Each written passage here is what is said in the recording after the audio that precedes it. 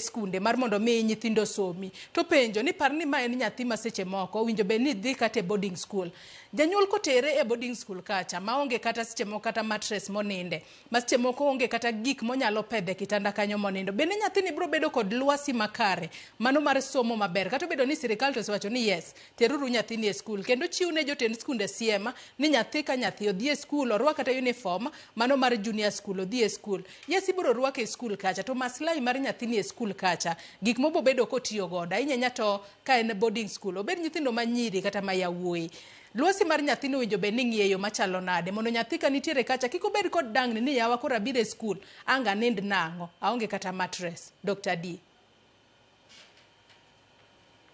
Erokamano Joyce, ang'eyo ni mano en pek maduong' ahinya ne jonyuol kata ne sikul nikech to kata mana ne nyathi nikech the state of mind mar nyathi is very important. To ka in e sikul seche moko in ma irwako law mopogore gi jomoko nitie kaka mano affect mi ok iwinj maber.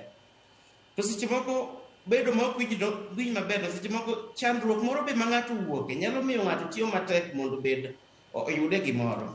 What we think kendo aparo ni gima nyalo konyo Joyce nitie pes mang'eny ma ichiwo gi different organization.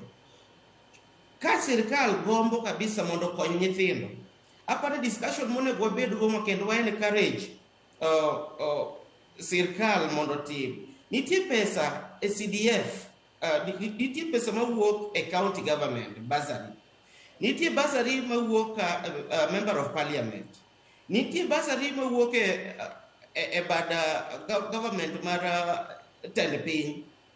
Koro yudo ka nitie pesa matindo mawuok e sirikal. Sani nyoro ka jatelo wuoyo wacho ni osewinjore gi county governments mondo giket line mondo giket sei mondo pesa moro omi jo county government mondo chulgo pesa e skul.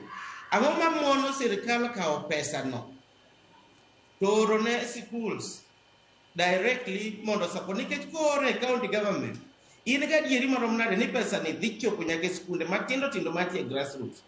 Again, chik be ok oyie ne sirikal timo education nitie a bad national government. Apart from the early years, nyithindo matindo machako mane ma telo mar county government onego bed ni pesa ne tiye. Koro twak ma wanyalo encourage mondo wabed go ni pesa gi dong wabed ga gulu achiel mondo pesa gi obed channeled to the school's accounts mondo gi benefit rather than kawo pesa tikingo matindo to nyithindo sandra. Ne case mani kelo mar Sebastian and wago erokamano ne county director mar education moment.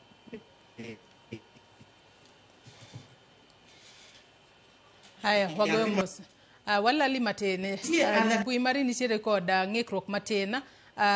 Dr. D kanyalo mana lose ng'isa ni seduogo kinyalo mana dhi mbele mana mapiyo piyo. Erokamano ahinya. Wacho kes achiel mar Sebastian makoro the county government ma Homa Bay o support. Mano mana kes achiel.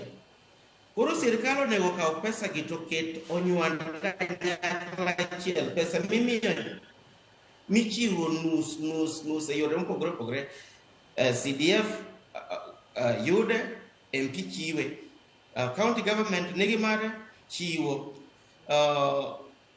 MCA nigi mare chiwo. Koro onego wa line kaka pesa gi onego bed donjo e skul. Mano nyalo konyowa mondo bi jopuonj of support nyithindo gi. To kata kamano nitie e sikunde moko mantiere gi alumnus bodies yani josomo machon seche moko miyo jatend sikul teko mar konyo nyithindo moko man gi chandruok man kama.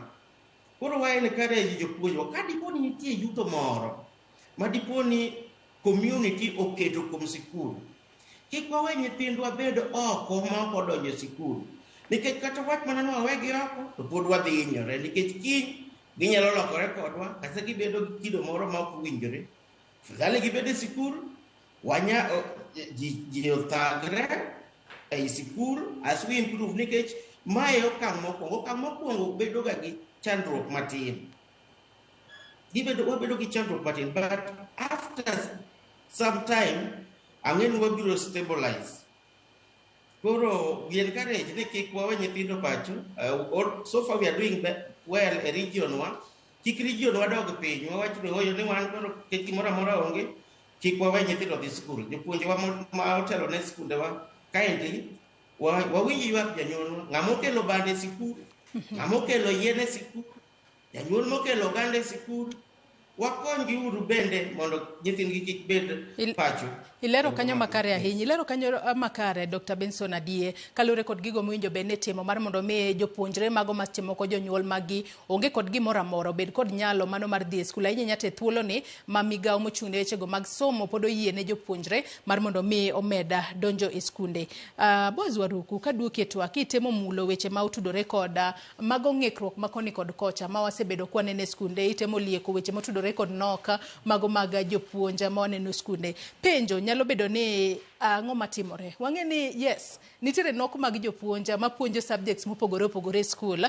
To kopogore kod mano, bende nitiere jopuonja ma pok ondike tich. To penjo en ni kapok ne ochaka ayanga kata ka chieng' tarik 12 pok nochopo mar mondo mi jopuonjre gi odonje grade mar 10. Bende nitiere gino miluongo